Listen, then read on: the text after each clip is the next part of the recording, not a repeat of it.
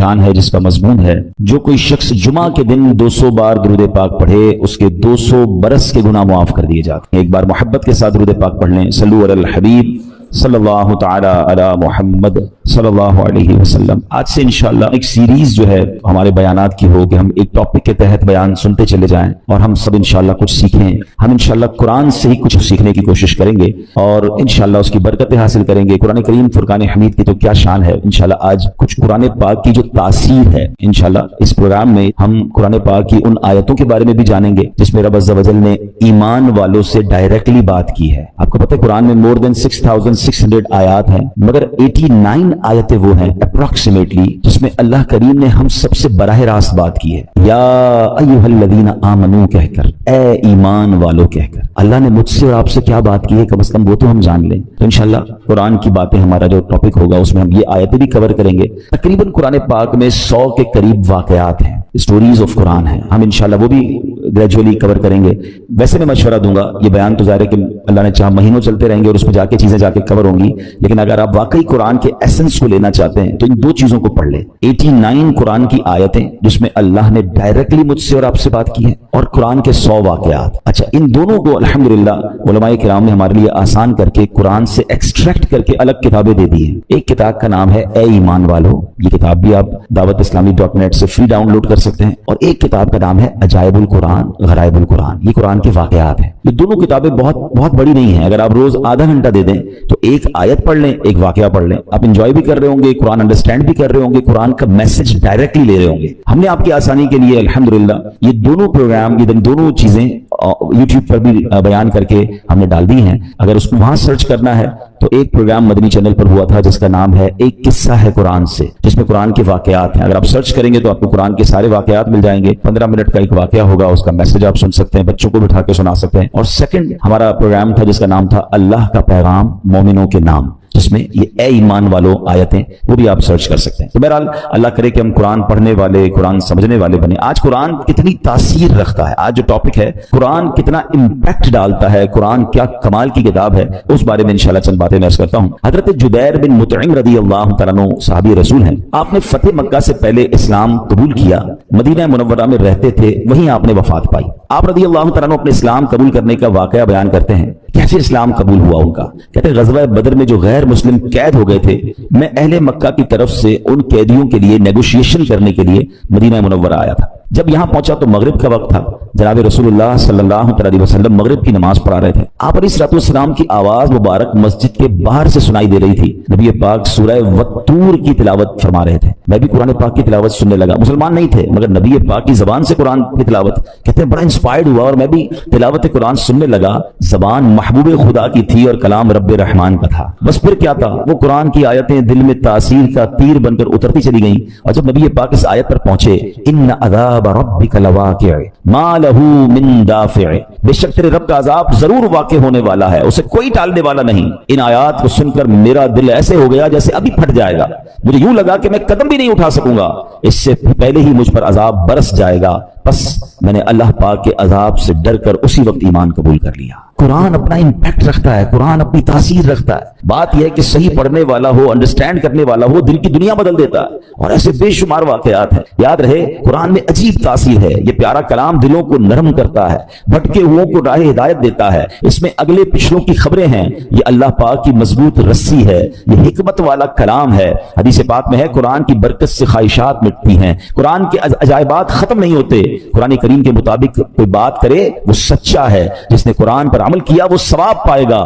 جو قرآن کریم کے مطابق فیصلہ کرے وہ انصاف کرنے والا ہوگا, اور جو قرآن کریم کی طرف بلائے ضرور وہ سیدھی راہ کی طرف بلانے والا ہوگا. ایک حدیث پاک میں فرمایا جس طرح اللہ پاک اپنی تمام مخلوق سے افضل ہے, ایسے ہی اللہ پاک کا کلام بھی باقی تمام کلاموں سے افضل و اعلیٰ ہے. یعنی اللہ پاک کا جو مرتبہ مخلوق میں ہے سب سے افضل و اعلیٰ ہے. تو کلام الہی کا جو مرتبہ ہے وہ دنیا کے تمام کلام, تمام کتابوں میں افضل و اعلیٰ وہ کلام ہے. سبحان اللہ, وہ رب کا کلام ہے. یاد رہے میرے پیارے اسلامی بھائیوں کہ قرآن مجید فرقان حمید کس طرح چھوٹی سی چند آیتوں کے ذریعے کیا کچھ ہمیں عطا فرماتا ہے۔ حضرت زید بن اسلم رضی اللہ تعالیٰ عنہ سے روایت ہے، ایک مرتبہ ایک شخص بارگاہ رسالت میں حاضر ہوا، پیارے آقا سید الانبیاء صلی اللہ تعالیٰ علیہ وسلم نے ایک صحابی رضی اللہ تعالیٰ عنہ کو فرمایا اس نئے آنے والے شخص کو قرآن کریم سکھاؤ۔ اس صحابی نے اس شخص کو سورہ زلزال سکھانا شروع کی۔ جب انہوں نے سورہ زلزال کی 7ویں آیت سکھائی تو وہ شخص کہتا ہے بس اب مجھے کافی ہے، 7 آیتیں سیکھنی ہے بہت ہے۔ ان صحابی نے بارگاہ رسالت میں عرض کیا کہ حضور انہوں نے صرف 7 ہی آیتیں سیکھی ہیں اور کہتے ہیں مجھے کافی ہے۔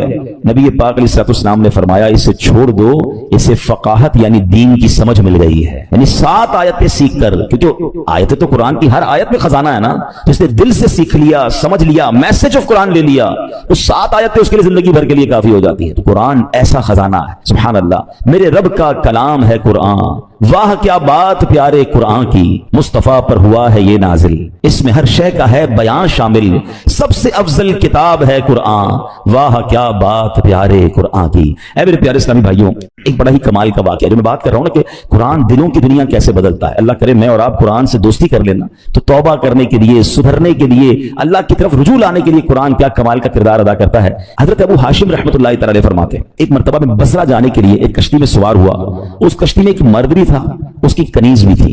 ان کا پلان کچھ اور تھا، برے کام کرنے کا پلان تھا۔ وہ کہتے جب کشتی آگے بڑھی تو اس مرد نے اپنی کنیز سے کہا ذرا شراب نکالو، شراب لائی گئی۔ وہ مرد کشتی میں بیٹھ کے شراب پینے لگا، اپنی کنیز کو کہا کچھ گانا سناؤ، وہ کنیز جو ہے وہ گانا گانے لگی۔ تھوڑی دیر بعد انہوں نے مجھے دیکھا، ابو ہاشم رحمۃ اللہ تعالیٰ کہتے کہ آپ یہ گانا گا رہی ہے، آپ کے پاس اس سے اچھی کوئی چیز ہے؟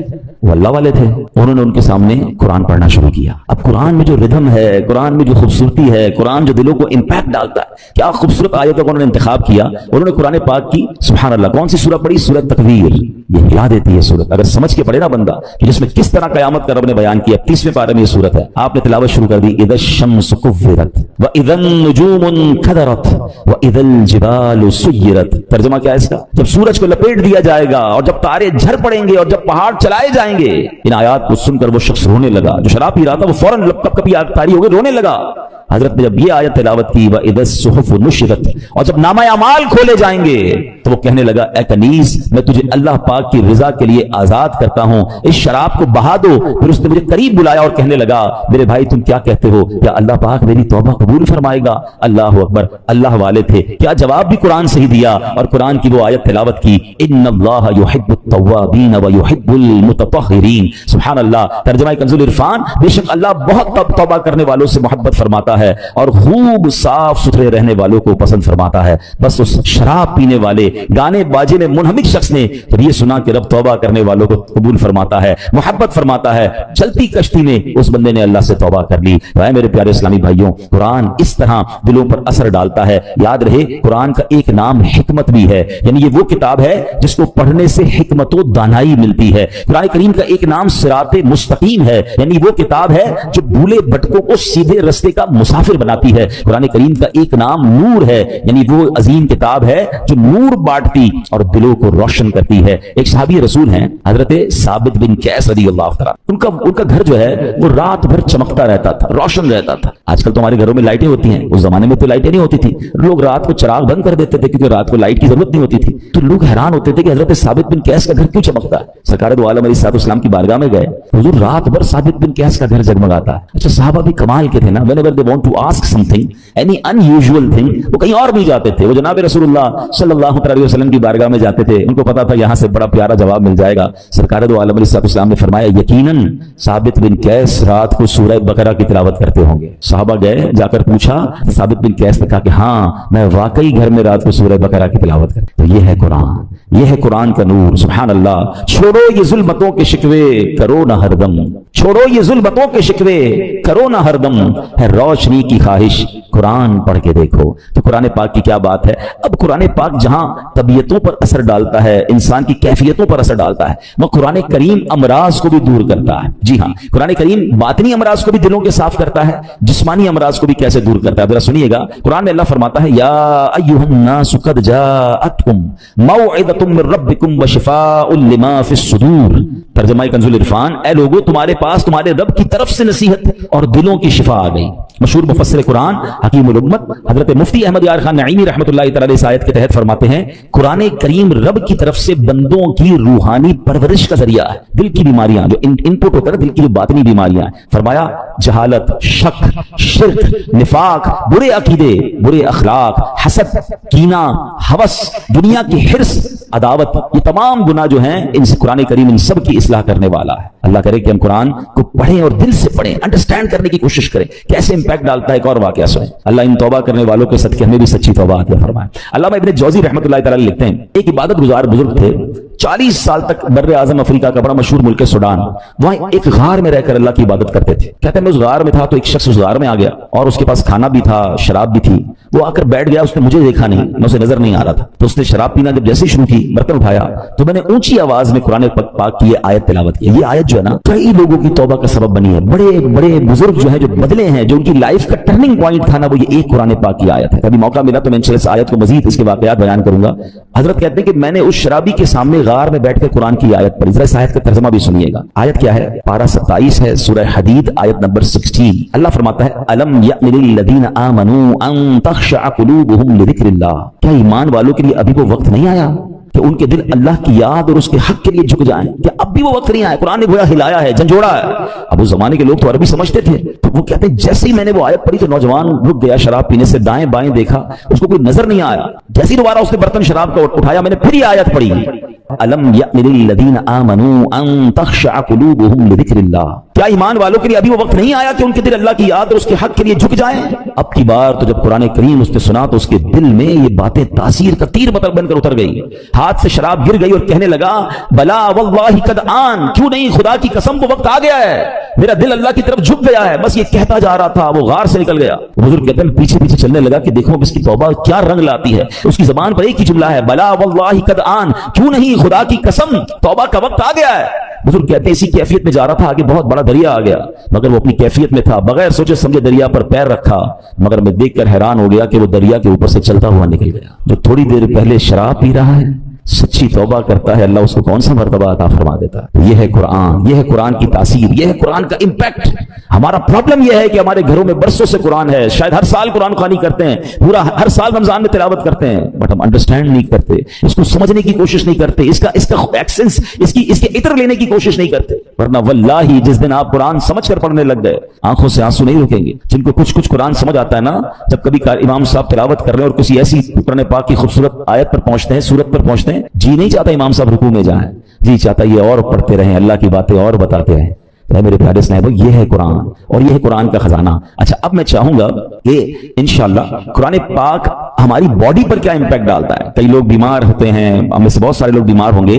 قرآن میں ہمارے جسمانی شفا کیسی ہے, اب ذرا یہ سنیے گا. قرآن پاک میں خود رب فرماتا ہے وَنُنَزِّلُ مِنَ الْقُرْآنِ مَا هُوَ شِفَاءٌ وَرَحْمَةٌ لِّلْمُؤْمِنِينَ. اور ہم قرآن میں وہ چیز اتارتے ہیں جو ایمان والوں کے لیے شفا اور رحمت ہے. اللہ پاک کے آخری نبی علیہ الصلوۃ والسلام فرماتے ہیں خیر الدواء القرآن, یعنی بہترین دوا قرآن کریم ہے. قرآن کی مختلف آیتیں ہیں, مختلف صورتیں ہیں, جس کو پڑھ کر دم کیا جائے اپنے آپ پر یا مریض پر تو اسے کیسے شفا ملتی ہے. اور یہ صحابہ کرام کا طریقہ, خود نبی پاک علیہ السلام کا معمول کیا تھا, سنیے پیارے آقا علیہ السلام کا یہ معمول کہ صحابہ کرام اور بڑے بڑے اولیاء کرام تقریباً 1450 صدیوں سے امت کے مجربات یعنی تجربہ شدہ کاموں میں ہے کہ قرآنی آیات پڑھ کر دم کیا جائے تو اللہ پاک شفا عطا فرماتا ہے. مسلمانوں کی امی جان بی بی عائشہ صدیقہ رضی اللہ تعالیٰ عنہ فرماتی ہیں کہ نبی پاک علیہ السلام کے اہل خانہ میں سے جب کوئی بیمار ہوتا تو آپ علیہ السلام معوذات یعنی سورہ فلق اور سورہ ناس پڑھ کر اس پر دم کیا کرتے تھے. تو میں آپ سب کو مشورہ دیتا ہوں, روز صبح اپنے گھر سے جب نکلیں یا فجر کی نماز پڑھیں, اول آخر درود پاک سورہ فلق اور سورہ ناس پڑھ کر اپنے ہاتھ پر دم کریں اور پورے جسم پر پھیر لیں. اپنے بچوں پر اسکول جانے سے پہلے دم کریں, مدرسے میں جانے سے پہلے دم کریں.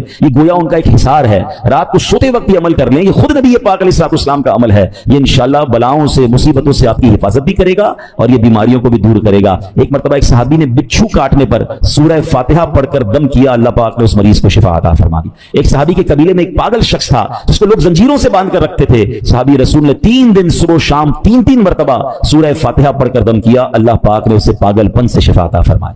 اللہ کے کلام میں کمال ہے. ہم کاش اللہ کے کلام سے محبت کریں اور اس کی برکتیں لوٹیں. ایک بار حضرت عمر فاروق رضی اللہ تعالیٰ عنہ کو کیسر روم کے بادشاہ نے خط لکھا, میرے سر میں درد ہے اور دائمی درد ہے, ٹھیک ہی نہیں ہوتا ہے. तो हजरत उमर रज़ी अल्लाह तआला ने उसको टोपी भेज दी। अच्छा कमाल ये था, जब वो टोपी पहनता दर्द खत्म हो जाता, जैसी टोपी उतारता दर्द फिर शुरू हो जाता। उस बादशाह ने कहा है क्या इस टोपी में? जब उस टोपी को खोला गया तो उस टोपी में एक कागज मिला जिस पर बिस्मिल्लाहिर्रहमानिर्रहीम लिखा हुआ था। हजरत उमर ने लिख के भेजा था। तो इससे ये भी पता चला कि तावीज़ात जो है उसमें कोई हर्ज नहीं है कि उन तावीज़ात में अल्लाह का नाम हो, उसमें कुरानी आयात हो। बाज़ औक़ात माद अल्लाह जादू और इस तरह की चीजें, उससे तो कोई ताल्लुक नहीं है, मगर कुरानी आयात अल्लाह के नाम पाकीज़ा नामों से अल्हम्दुलिल्लाह बहुत बरकतें मिलती हैं और ये सहाबाए किराम और हमारे बुजुर्गों के तरीके से साबित है। अब आखिर में मैं चाहूंगा, मैं एक ऐसी बात करने जा रहा हूं जो इंशाअल्लाह आपको काम आएगी कि कुरान करीम की किन किन सूरतों से किन किन चीजों से फायदा होता है, आपके कौन से प्रॉब्लम सॉल्व हो सकते हैं, आपकी कौन सी बीमारियां हल हो सकती हैं। घर में बहुत सारे मसाइल होते हैं, हम बाजों का टेंशन में होते हैं कि यार इसका कोई वजीफा मिल जाए, कोई दम मिल जाए, तो डायरेक्टली कुरान करीम जो है किन किन चीजों पर इंशाअल्लाह इंपैक्ट डालेगा और आपको फायदा होगा। आप चाहें तो इसे रिकॉर्ड कर लें। अब सुनते हैं उलमाए किराम ने अहादीस की रोशनी में और अपने तजर्बे से कुरानी सूरतों की अलग अलग तासीरें बयान की हैं। अब सुनते जाइए। सूरह फातिहा 100 मरतबा पढ़कर जो दुआ मांगी जाए वो दुआ कबूल हो जाती है। सूरह बकरा की तिलावत से शैतान घर से भाग जाता है। आयतुल कुर्सी पढ़ने से मोहताजी दूर होती है। सूरतुल कहफ को हमेशा पढ़ने वाला दज्जाल के फितनों से महफूज रहेगा। वालिदैन की कब्र पर हर जुमा सूरह यासीन की तिलावत करने से उसके हुरूफ की तादाद के बराबर यानी पढ़ने वाले के गुनाह बख्श दिए जाते हैं। सूरह दुखान पढ़ने से मुश्किल दूर होती है। जो मरने के करीब हो उस पर सूरह जासिया का दम करने से इंशाअल्लाह ईमान पर मौत नसीब होगी। सूरह हुजरात का पढ़ना और दम करके पीना घर में खैर और बरकत के लिए मुफीद है। सूरह काफ, कई लोग होते हैं जिनकी फसलें होती हैं, बाग होते हैं, तो उसके बारे में फरमाया कि सूरह काफ पढ़ने से बाग में फलों की कसरत होती है। सूरह रहमान 11 बार पढ़ने से तमाम मकासद पूरे होते हैं। सूरह वाक़या जो शख्स रोजाना पढ़ेगा उससे कभी फाका ना होगा। सूरतुल मुल्क को हर रात पढ़ने वाला अज़ाबे कब्र से महफूज रहेगा। सूरतुल मुज़म्मिल को 11 बार पढ़ने से हर मुश्किल आसान हो जाती है।